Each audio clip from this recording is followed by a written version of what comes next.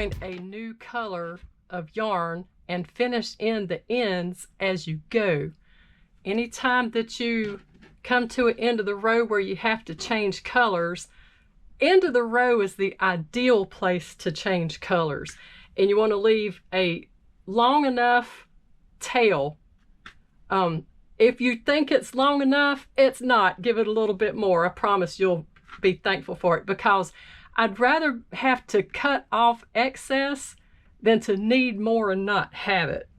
Okay, so first thing I'm going to do, I'm going to leave the hook in the loop right there on my work so that it won't pull through.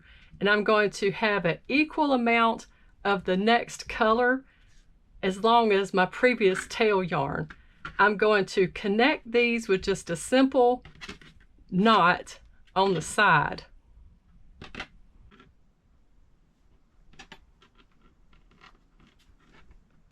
And I want that knot as close as I can get it to my work. Okay, let's get the tail yarns going in the same direction and the working yarn. All right, so we're going to chain one with the new color and flip our work just like that.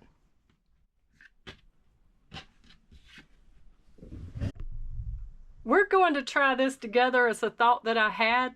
I'm going to take some stitch markers and kind of pin my tail yarn to my work. Let me see if I can figure it out here. If you don't have fancy yarn markers, you can use paper clips. They work perfectly. In fact, let me show you how that works. Get a big paper clip and you're just going to fish it through just like you would a stitch marker.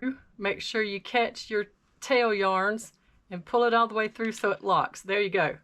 All right, so that's going to hold that on there nice and neat so you don't have to juggle it with your fingers. Now, all you're going to do is you're going to start your work and work over the top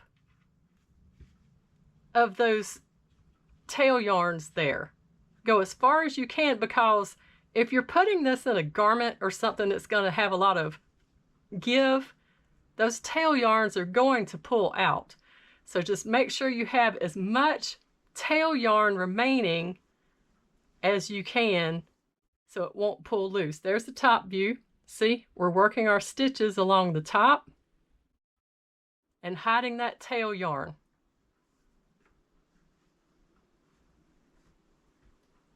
Just like that.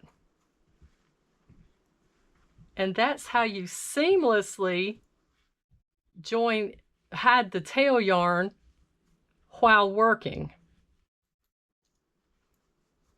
Okay, and that works when you have straight rows, sometimes with rounds. It depends on the pattern. And that's how you do that.